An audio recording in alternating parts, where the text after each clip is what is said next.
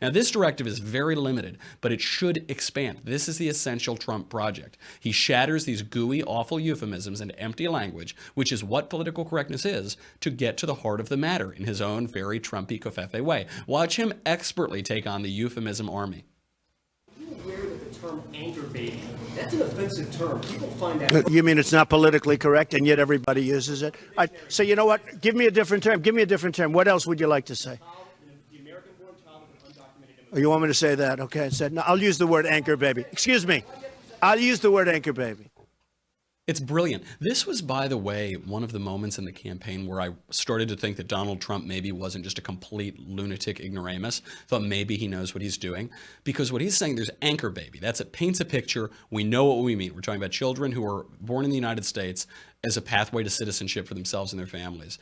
And it's very hard to hear what that reporter is saying, but it's something to the effect of, well, you should call them future undocumented American citizens without the blah, blah, blah, blah, blah, obscuring the whole thing. And Trump says, yeah, you know what? I'm going to stick with anchor baby. I'm going to stick with the clear language because that's how I'm going to convince people about these issues. I can't convince them on your terms, on your crazy abusive language. I'm going to use reality, terms that better correspond with reality, and that's going to break your stranglehold on thought and politics. George Carlin, the late comedian, talked about this himself. Here he is.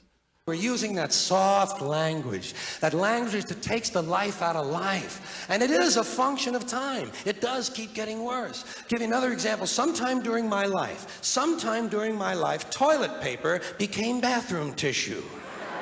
Sneakers became running shoes. False teeth became dental appliances. Medicine became medication. Information became directory assistance. The dump became the landfill. Car crashes became automobile accidents. Partly cloudy became partly sunny. Motels became motor lodges. House trailers became mobile homes. Used cars became previously owned transportation. Room service became guest room dining. And constipation became occasional irregularity.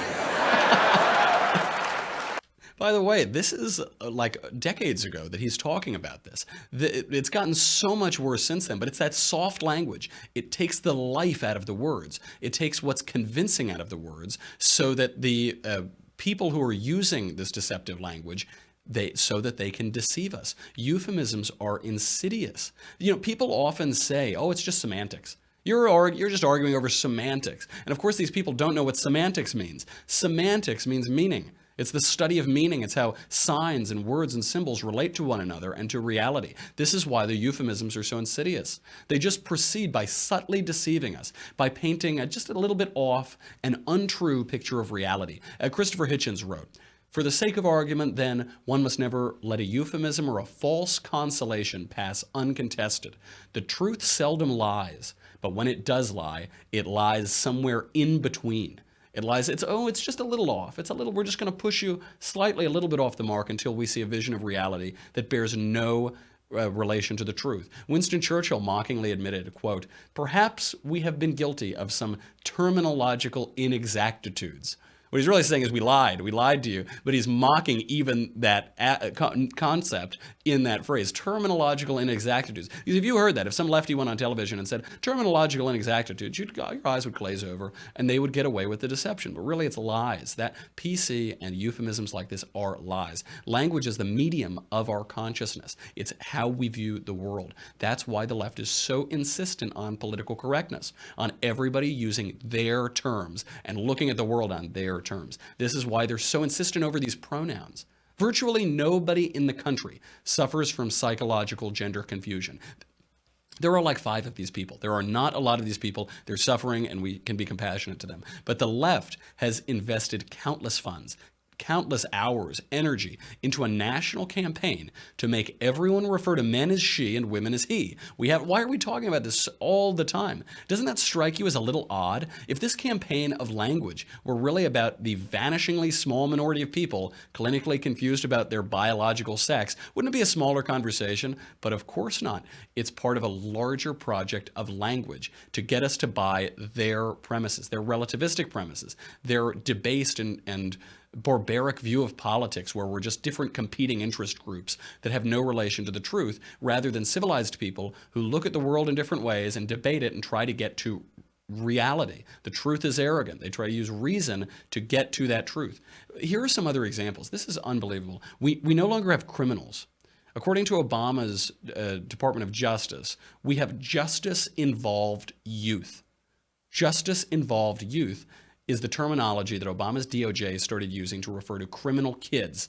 Justice involved. Now, ironically, they're injustice involved, right? They're committing injustices, they're committing crime, but justice involved. We can't even say that they're offenders. They're not offenders. They're just involved. You know, I'm involved in justice, or I pay my taxes so that we have a criminal justice system. I give my legitimacy to a government. I admit to its credibility. That would be involved in justice. These kids are criminals, but we can't say that.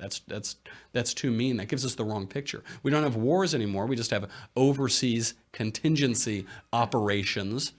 Whatever. Isn't that so vivid? Doesn't it really paint a vivid picture? The government forcing you to buy a product from a private company is not a mandate. It's not an unprecedented mandate. It's a, quote, individual shared responsibility payment. Oh, good. Okay, in that case, take my money. Here's my check. The estate tax is used to refer to what is a death tax. What is the death tax? When you die, you have to pay a tax.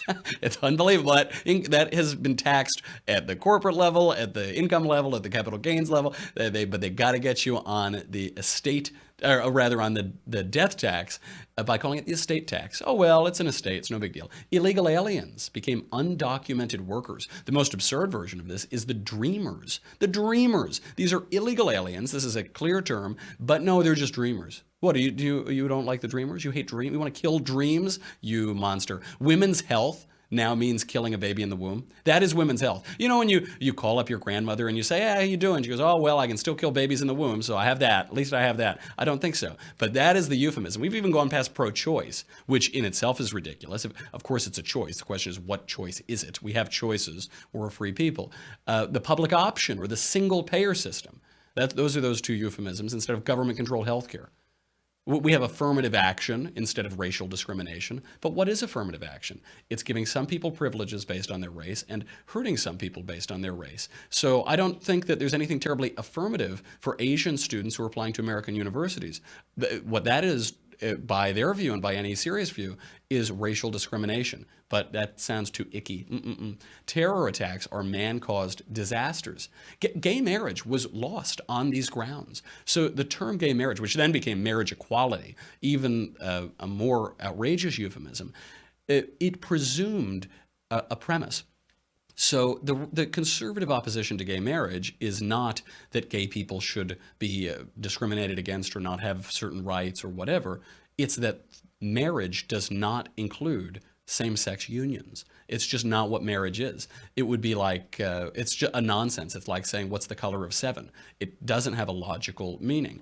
And the left knew this, so they used the term. The minute they used the term, it totally shifted the debate. It skipped the step of, what is marriage? What do we think marriage is in 2017 in our culture? What does it mean for society, for individuals, for the institution? No, it became, marriage can include same-sex unions, and will they have those rights? This is where we got to marriage equality. Because if it's a question of rights and equality, they have to win. You can't oppose civil rights and equality. And it totally skipped over, totally dishonestly and disingenuously skipped over the real question, which is, what is marriage? And if marriage can include monogamous same-sex unions for the first time ever, why would we exclude polygamous people or polyamorous arrangements from marriage? That is just as bigoted by all of that logic. Now there's raising revenue. We always have to raise revenue. That's confiscating wealth through taxation. There's giveaway for the wealthy. That means allowing people to keep more of their own money. That's the giveaway for them when you let them keep what's theirs. Government spending has become investment. Doesn't invest in anything, it just spends, but that's investment. Global cooling became global warming, which became the unfalsifiable climate change.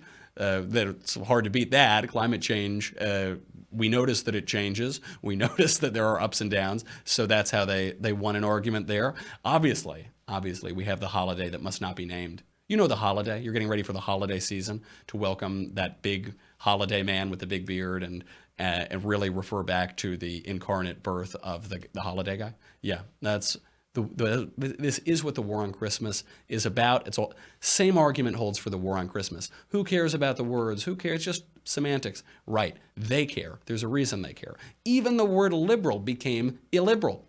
It used to be liberals were liberal. Now they're not liberal. They're completely illiberal. They're intolerant of anyone else's views. And we should take care to follow President Trump's lead on this and avoid euphemistic language at every turn.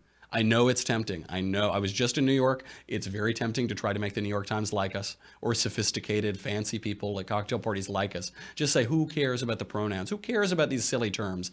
It's just language. They can have it if they want it. Who cares? The left cares. We should care too. The left cares a lot about it. We should not cede to them a syllable, because euphemistic language gives away whole premises. It in turn concedes the culture. Ultimately, it concedes our politics and our government and our liberty. Words matter, ideas matter. Reject PC gobbledygook and only use the best words, folks. Come on, we have them. We got the best words.